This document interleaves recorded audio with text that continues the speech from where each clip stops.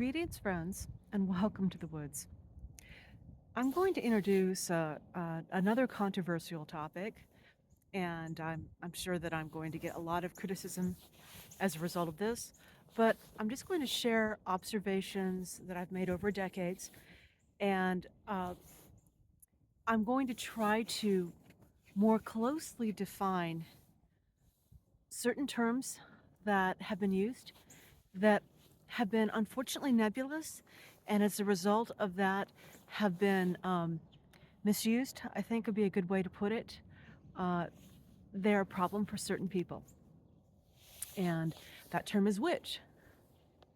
Now, there are those who Christians consider witches, and who perhaps consider themselves witches because they see themselves as the adversaries, the, the other side of the coin from Christians. And since Christians themselves developed that term, witch, it's understandable that that would occur. Now, those sorts of witches are people you would never ever see or hear describing themselves as a witch. They have their own separate organizations that are silent and um, very secretive and very dangerous, and they function within their own unit. It's inherited through family. It's not something that people adopt, and they don't practice spiritual gifts. They don't practice reverence for the land. They don't practice any of the things that um, people who are modern day, what they call themselves, who refer to themselves as witches, they don't do any of that. They go to church. They pretend to be Christians. They are the most outspoken Christians. They are very, very good at subverting Christianity from within. They're the ones who teach us that God loves you more because he gave you more money. And why don't you give some of that money to us, some of that money to our church? They're the ones who take the teachings of Jesus and subvert it. Jesus was trying to get us away from organized religion. He was trying to point out to us that our spirituality, it's comes from within inside of us. Our spiritual power, our spiritual gifts. He was trying to get us to step out of this uh, warped reality that we've been trapped within and into more. And ironically enough, those who openly carry the title of witch, who think of themselves as witches, they're the ones who have done just that. They see the contradictory nature in a lot of the organized religions, not just Christianity. They see how it's exploited humans and exploited the environment.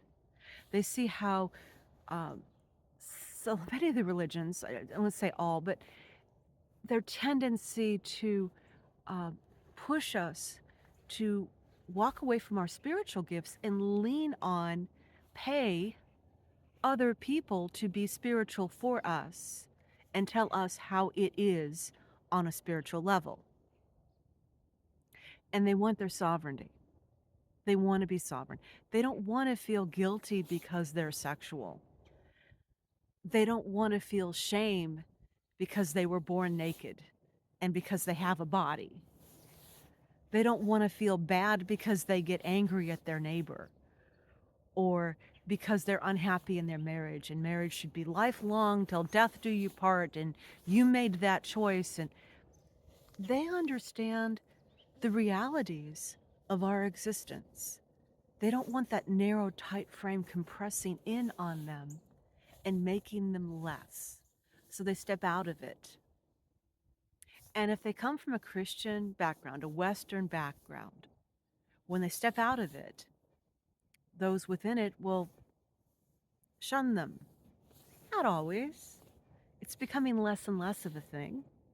But quite often, the family members, the friends, the people who are still operating within that network, who have sacrificed so much to continue to be faithful to that network, that frame, that group.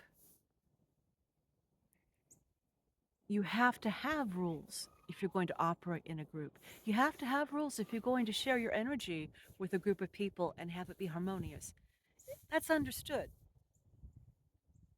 And so when somebody steps out of that and tries to go their own way, and they don't pay attention to the rules and the words of the leaders, the people that you put in charge of taking care of the flock, taking care of the congregation, taking care of the adherents, taking care of the faithful,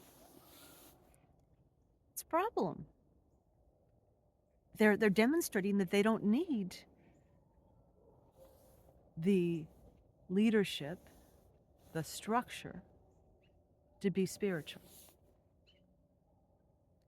Big problem. So we have to reframe what they do as being bad. It's bad. Whereas the witches simply want to be free. Now, most of the people in Western society who refer to themselves as witches, they see the divinity within the world, whereas the organization, the organized religion that they came out of, taught them that this whole world is profane, it belongs to the opponent, it is not sacred, and it is to be rejected. It is to be tolerated. Your life is a torture. You do the right thing anyway, and you suffer because of it, and you're miserable because of it, and you bear down under it, and you are thankful for the little things you're given, the little moments of happiness. But life is supposed to be suffering. And your reward is in heaven. Your reward is after you die. You'll get all of the wonderful things coming to you after you die. And then it'll all be worth it, because then you'll have a whole eternity full of, after you die, of singing praises and being part of the divine force. And the people who walk away from that see that divinity is in the world. The sacred is in the world. The divine force is everywhere. It's a part of everything. It is the intrinsic strand of life. It breathes life into everything, and transformation and growth and what comes after, and then again and again. And once you see it, you can't unsee it. So you can continue on in that frame that you were gifted by your family, by your ancestors. It was passed down. In that frame where it's safe with everybody else and be accepted and loved. Try to contextualize your understanding and experience within that frame, or you can step outside of it. If you stay in the frame, you're going to be butting heads with the people who are controlling the organization, who are willing to break the rules and do anything to get to the top of it, who are very good at control, because that's where they put their spiritual power, in control and gathering the vitality of others and keeping that control. You're going to have to contest with them. If you want to stay in that organization and they notice you, they'll try to incorporate you. They'll try to scoop you up and pull you into their circle. And if you don't do it, if you don't accept their offer, you're in trouble. Maybe if you stay quiet, you'll be okay. Maybe not. So the brave ones, they step away. They step out. They step out of the frame. They take their sovereignty. Sovereign souls. Sovereign spirit. They acknowledge the worth of their world, their land, their body, their spirit.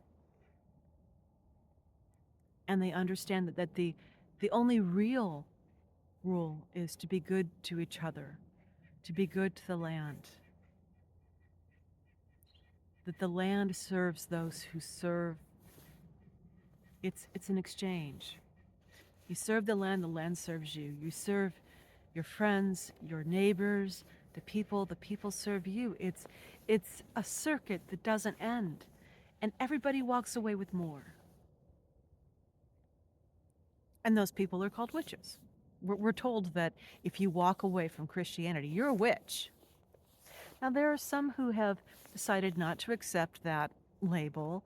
Instead, they call themselves pagan. Pagan just means country dweller, which is appropriate because they're seen as sacred in the land, in the country, and it's usually people who live more in the country versus a city. They have to take that on some level. They have to take that mode of understanding, or they can't work with the land. They can't they can't become one with it enough to survive and thrive to the same degree, because unless you're giving, unless you get that flow going, your crops aren't going to prosper, your livestock's not going to do well, your foraging isn't going to be what you want it to be. Your fertility isn't going to be what you want it to be. It's all the process of give take. Give take. The exploitation model where you simply take, you can do that short term. If you're sick and you need to take the energy of others to rebuild yourself, if you've overextended, you can do it short term. But as a long term strategy, take leads to poverty for all. As we've learned in our evolution in the world, there has to be balance. Have I gotten away from the description of the witch a bit in my ramblings? Perhaps. But these terms are nebulous. We need to be careful how we use them. I've seen a lot of people use the word witch as a derogatory, and I've seen people use the word witch as a way of describing the sovereign spirit, the sovereign soul. At some point, we need to unify how we use language so there's not so much misunderstanding with all of us. And until then, welcome to the woods.